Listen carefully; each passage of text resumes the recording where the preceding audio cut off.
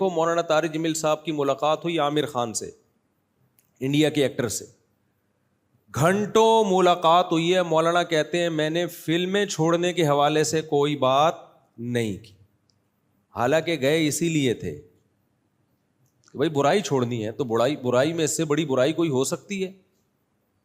ناچ گانے اور جو کچھ فلموں میں ہوتا ہے. لیکن مولانا کو پتا تھا بھائی ایک آدمی ساری زندگی اس کی اسی کام میں گزری ہے, اگر میں ڈائریکٹ اس کو فوکس کروں گا کہ یہ حرام, یہ ناجائز, پھر جب ہم مولانا لوگ حرام بولتے ہیں نا تو نکالتے بھی حلق سے ہیں حرام, تو وہ اور آدمی وہ ہو جاتا ہے. ویسے بولیں گے حرام ہے یہ, لیکن جب کسی کو ڈرانا ہوتا ہے تو کیا بولتے ہیں ہم؟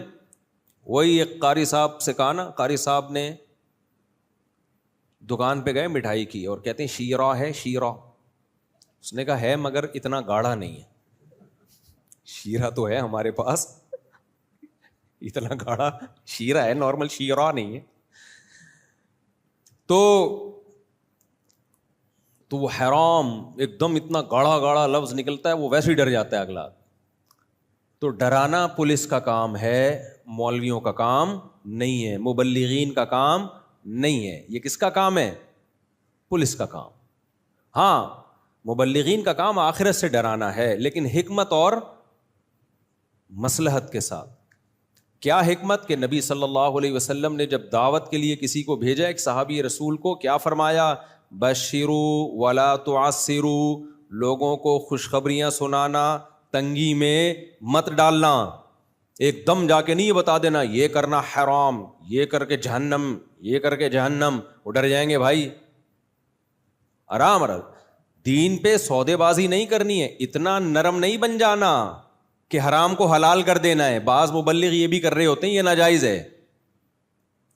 یہ نہیں ہے کہ حلال اور حرام میں جو اللہ نے ایک لمٹ رکھی ہے وہ لمٹ آپ کراس کر دیں. نا نا نا نا, کسی کو دین پہ لانے کے لیے, دل شکنی سے بچانے کے لیے اپنی دین شکنی جائز نہیں ہے. دین شکنی کا مطلب دین توڑ دینا, یہ جائز نہیں ہے. ہمارے حضرت مفتی رشید احمد صاحب رحمہ اللہ تعالیٰ کے پاس ایک شخص آیا, اس نے دعوت دی, سودی بینک میں جاب کرتے تھے, وہ ٹوٹلی حرام آمدن تھی ان کی. سودی بینک میں جاب کے بھی مختلف شعبے ہیں, کچھ شعبے جائز ہیں کچھ حرام ہیں.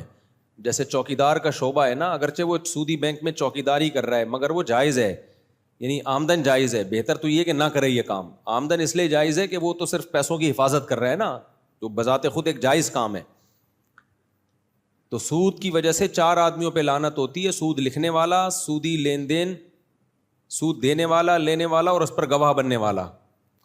تو مینیجر کی تنخواہ حرام ہے کیونکہ وہ سارے سودی سیٹ اپ کو کیا کر رہا ہے, ساری ٹرانزیکشن ہی اس کی نگرانی میں ہو رہی ہے.